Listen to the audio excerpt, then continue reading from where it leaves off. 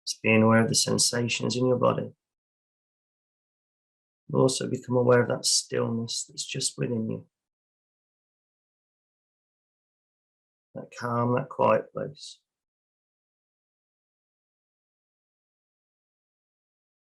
That stillness.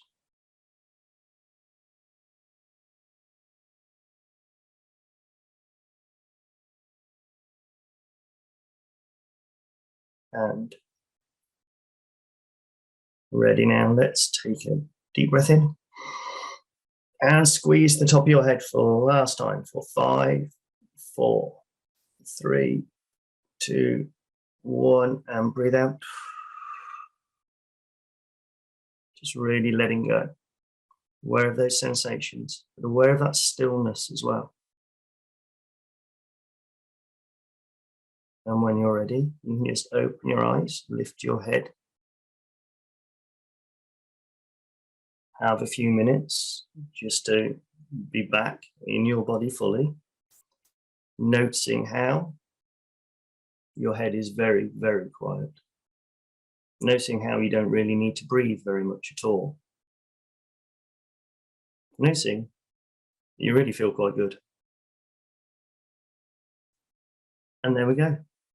Thank you very much. It's been wonderful. It's been very strange for me doing this with no feedback at all. And I hope you all gained something from that. Yeah, thank you so much. I'm in a breakout room later, should anybody want to know some more. So thank you. Thank you very much. Thank you, John Paul. As much as I would have loved to have participated in that, for obvious reasons, we're all working behind the scenes, so I was unable to, but I shall certainly put that into good practice later. So thank you for sharing that and giving the opportunity to our audience today, all of our valued participants. And we hope that many of you will have got something very positive from that. John Paul, we have a lot of compliments coming through in the chat, as well as questions. So I'm going to start from the very beginning. Do you use breathing techniques when delivering EMDR? And if so, how does it help the processing? Don't use it directly with EMDR, but on first session, I will teach a breathing technique. I don't use it in conjunction with EMDR, but no, definitely at first session. So it's just for the 11 breaths one, and what do you want or need right now is a really good just an anxiety clearer for people on their first session. And it sort of sets them up a little bit like, oh, right, I did some breaths and I do feel a little bit calmer. So it helps them know that hopefully things are going to move forward afterwards. I hope that answers the question. But yeah, not specifically for EMDR, but I will think about it. Thank you. Thanks. We've got a combination of a statement and a question from a participant, Hayley McLean, who's with us today. She says, hello, when I did my hypno training in the late 90s, I was taught to teach deep breathing via a closed mouth. I was told that it's impossible to hyperventilate via a closed mouth. Therefore, breathing in and out of the nose stops shallow breathing. I'd be grateful if John Paul could comment on this, please. Right, I am no expert, but let's say that one to start off with. Yeah, I know for a fact when you breathe in through the nose, that's more natural for you. What happens with your body is obviously you got nasal hairs and things that help filter out pollen and dust. That's really good for the lungs. It also moistens the air that gets to your lungs, so that helps it actually go to your lungs, and it means more oxygen gets out that way. And when you breathe out through the mouth, you breathe out more carbon dioxide and things. Whereas if you're just doing it in and out through the mouth, then you're not blocking. You've got no filters there. You dry your mouth out and things. It can add to gum disease and other dental issues. and it's not moisturizing the air in the right way, and you can breathe out quicker, so not as much oxygen gets to the lungs. There's definitely techniques and things, plenty of them, that work really well in hypnotherapy, where you breathe in and out through the mouth and things. And that's, from my recent training and things, that's been a pleasant surprise for me to be doing that again after years of not. So if it's there for hypnosis, if it's part of the script and things, then it's doing it for a reason. And I'm not to question why. I hope that helps a little. Thank you. Is the hand position important for the breathing technique? It's a nice tactile one. So, and I take it that's for both breathing techniques. So it's there so you can be aware of when you're breathing from your diaphragm, the belly breathing more. So you'll become subconsciously aware that you are breathing deeper. So it's a nice sign, even if you're not consciously aware, you start to realize that you're breathing a little bit deeper and things. That's nice. It's also a nice comforting thing to have your hand here as well. You get some warmth around your heart area. That's always a good thing to be doing. And when we drop the hands in the other one, that's a bit of radical dialectic therapy, in that with palms upright and open is a really good way of just letting go of stress, because we don't clench fists wrong way around and things like that. So it's a lovely way of just being open and feeling safe within ourselves. You don't tend to sit like that unless you're comfortably relaxed anyway. But so that's the reasons I put them in there.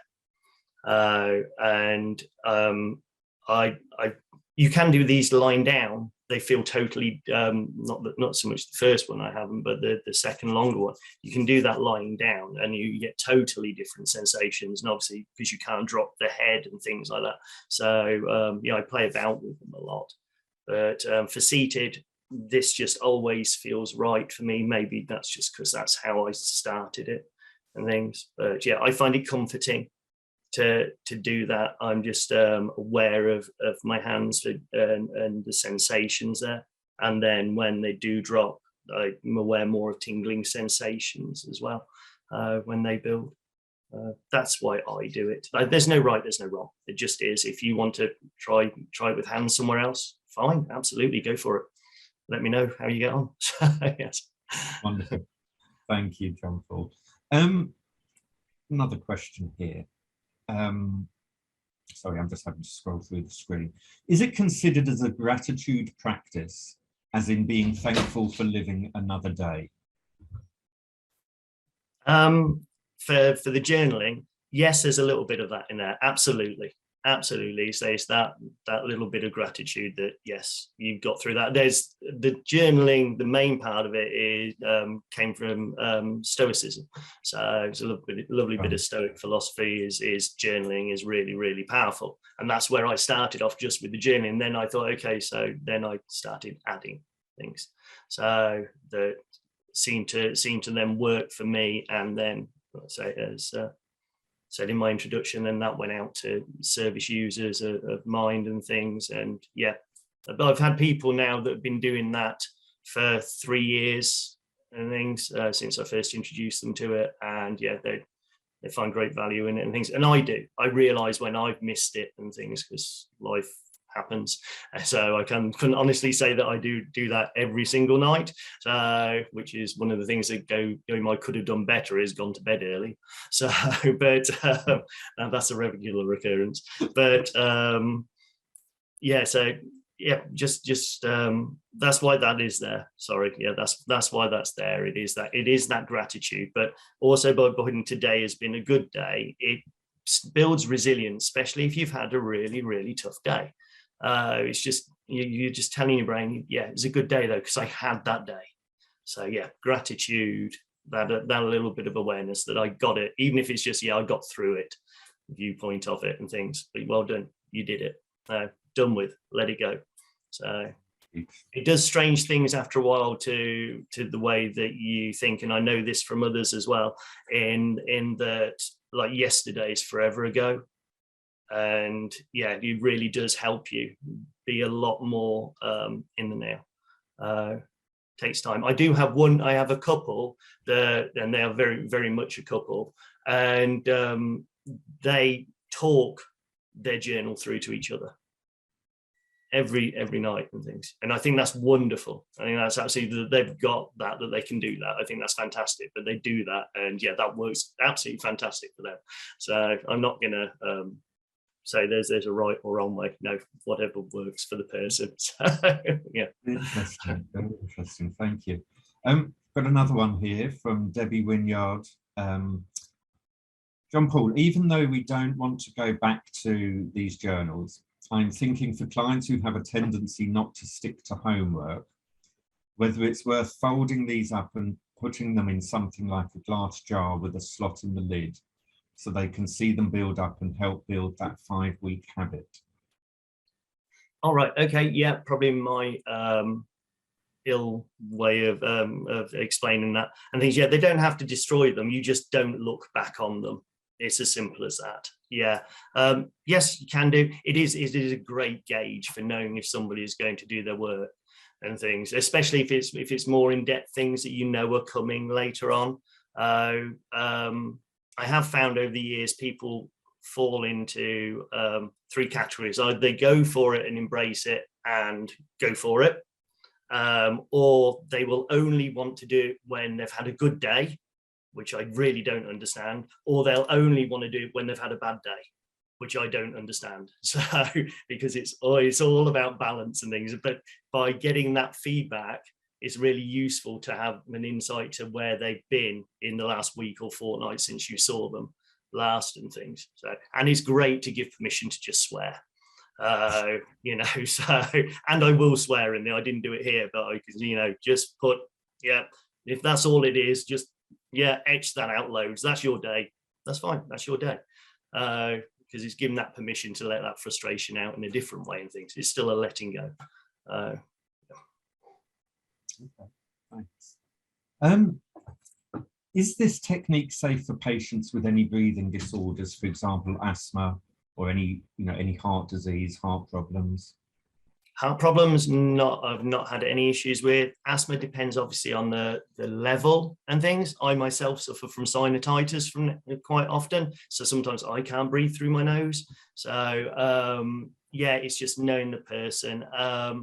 I've had a few people with lung conditions and things, but in which case just try the shorter one, just try the 11 breaths and see how they do, because you can measure that and things. Yeah, are you comfortable just taking a few breaths in and out? Yeah, just something simple like that. And particularly if somebody has got a medical issue where they do struggle with their lungs, if they can just do that little bit, okay, I can do 2 breaths and that's comfortable, wonderful. They've probably not thought about doing that, and just say, okay, just take 2 breaths. Just, yeah, it becomes more of a mind thing that you're doing that and this will help relax you a little bit. And so, yeah, try that one. But obviously, you know, there is a lot of people out there that do struggle with their breathing, and it is just to whatever level they're at and things. Just tailor it, and obviously you can't force it. Like everybody here, we're all breathing. So however they're doing that, they're doing it well.